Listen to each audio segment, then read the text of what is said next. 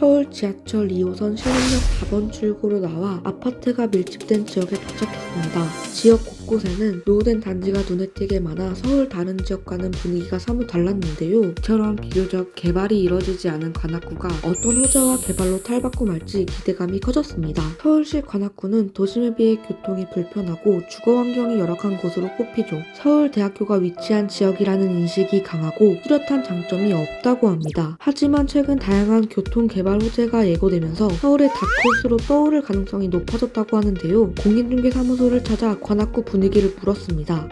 공인중개사 A씨는 관악구의 단점을 매우 다양한 호재가 들어오면 도심 못지않은 지역으로 성장할 것이라며 최근 이사를 고려했던 주민도 더 머물기로 결정했다. 타 지역에서도 투자나 거주 목적으로 문의 전화가 많이 온다고 말했습니다. 관악구는 과거 고시촌에 불과하다는 평가를 받으며 상업 불모지로 통했죠. 하지만 최근 1인 가구가 증가하면서 신림동과 봉천동의 인기가 높아졌고 청년들이 가장 관심을 갖는 지역으로 발전했는데요. 부동산 중개 플랫폼 다방에 따르면 지난해 1월에서 3월 이용자가 가장 많이 검색한 지역은 관악구였습니다. 특히 관악구는 전국에서 청년 인구 비율이 가장 높은 곳으로 대학생과 사회초년생들이 가장 선호하는 자치구로 꼽힙니다. 서울시에 따르면 서울에 거주하는 2030 세대 286만 명 중 114만 4천 명이 관악구에 거주하고 있습니다. 최근 녹지 공간이 중요한 주거 환경 요소로 떠오르며 숲세권 단지가 인기를 끄는 가운데 자연 친화적 환경이 조성된 단지가 곳곳에 위치한 관악구도 큰 관심을 받고 있습니다. 아울러 관악구 서울대학교 인근에 형성된 인프라도 활용할 수 있다고 합니다. 이처럼 관악구에 대한 청년의 관심이 높아지고 장점이 많아지면서 집값도 크게 올랐는데요. 국토교통부 실거래가 공개 시스템에 따르면 봉천동에 위치한 관악드림 전용면적 84제곱미터는 2020년 7월 7억 2천만 원에 팔렸습니다. 지난해 10월에는 같은 면적이 11억 4천만 원에 거래됐습니다. 즉 1년 3개월 만에 4억 2천만 원이 올랐습니다. 다른 아파트도 마찬가지입니다. 신림동에 위치한 현대아파트 전용면적 84제곱미터는 2020년 4월 4억 5백만 원의 매매 계약이 체결됐습니다. 지난해 9월에는 동일 면적이 6억 4,500만 원에 계약됐습니다. 즉 1년 5개월 만에 2억 4천만 원이 오른 셈인 거죠. 공인중개사 B씨는 서울 다른 자치구보다 월세가 저렴한 매물이 많아 더욱 매력적으로 느끼는 것 같다. 개강 시기가 다가오면 매물이 거의 사라진다고 설명했습니다. 서울 관악구 일대는 교통 낙후지로 평가된다고 합니다. 지하철도 2호선과 1호선밖에 없죠. 특히 2호선은 교통체증이 가장 심한 노선으로 꼽히는데요. 하지만 신림동과 난곡선, 서부선 등 경전철 호재가 들어서면서 이런 우려는 곧 잠식될 것으로 보입니다. 올 5월 개통을 목표로 진행 중인 신림선은 영등포구 색강역에서 관악구 신림을 거쳐 관악산까지 연결되는 노선입니다. 길이는 총 7.8km로 관악구에서 여의도까지 한 번에 갈 수 있는 유일한 노선으로 설립돼 16분 만에 여의도까지 도착하는 등 직주 근접을 실현시킬 전망이라고 합니다. 난곡선도 주목되는 교통호재로 꼽히는데요. 관악구 난양동에서 동작구 보라매 공원을 잇는 총 4.08km 노선으로 2026년 개통을 목표로 사업이 진행 중입니다. 7호선과 신림선 경전철이 지나는 보라매 공원역에 정차해 강남과 여의도 등으로 빠른 이동이 가능할 예정이죠. 서부선은 은평구 세전역부터 관악구 서울대 입구역까지 총 16.1km를 연결하는 노선입니다. 정거장수는 16개로 구성됐죠.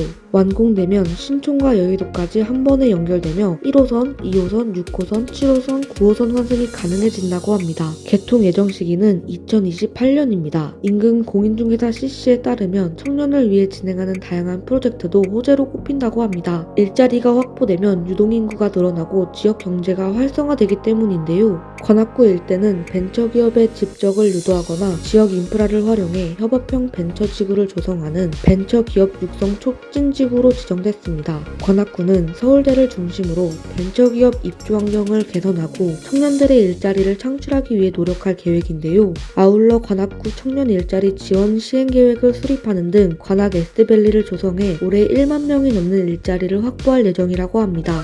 박준희 관악구청장은 청년 인구 비율 전국 1위인 관악구가 체계적인 일자리 지원 정책을 통해 청년들이 일하는 행복을 누리고 희망을 가질 수 있도록 적극적으로 앞장서겠다고 말했습니다. 최근 오세훈 서울시장과 윤석열 대통령 당선인의 행보로 재건축 시장에서 기대감이 커졌습니다. 이 가운데 노후단지가 밀집된 관악구는 재개발 재건축 수혜지로 꼽히는 만큼 투자자들에게 충분히 매력적으로 다가올 것으로 보입니다. 먼저 신림 1 재정비 촉진구역은 지난해 12월 GS건설 컨소시엄을 시공사로 선정하고 13년간 멈춘 사업에 속도가 붙었습니다. 아울러 오세훈표 신속통합기획 1호 사업지로 선정되면서 용적률이 크게 상향될 예정이라고 합니다. 해당 단지는 2,886가구에서 4,192가구 대단지로 탈바꿈할 전망이죠. 거주자들의 반응을 살펴보면 먼저 신림동 투자가치에 대해 대선 이후 관악구에 대한 주민들의 기대감이 커졌다. 멈췄던 재개발 사업이 다시 추진된다고 들었다며 노후된 단지가 바뀌면 주변 환경도 개선되고 교통까지 더해져 인기가 높아질 것이라는 반응을 보였습니다.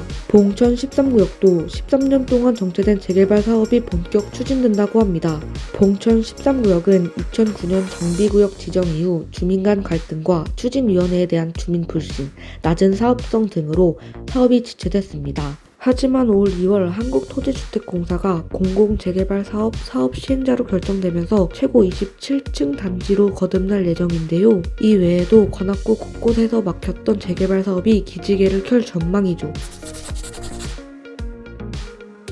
신림 현재 경전철 신림선이 곧 개통을 앞두고 있는데 거기에다가 과거 이제 신림 뉴타운이었던 신림 1구역, 2구역, 3구역 이런 쪽에 재개발 사업들도 추진 중에 있고요. 그리고 개통 시기가 계속 지연이 좀 되고 있습니다만은 신림 봉천 터널 같은 경우는 개통이 되게 되면 기존에 지금 관악 신림 쪽이나 이쪽 라인의 교통이 굉장히 정체 시가 심한 남부순환로 부분의 정체 해소에서 상당 부분 도움이 될 걸로 예상되고 있어서 전체적으로 교통이나 개발 호재들이 좀 갖추고 있습니다. 최근 다양한 교통 개발 호재가 예고되면서 신림선 또한 주목이 되는데요. 2호선 인근 유동인구를 파악하면 사업용 부동산 매출 확대에 도움이 될 것으로 보입니다.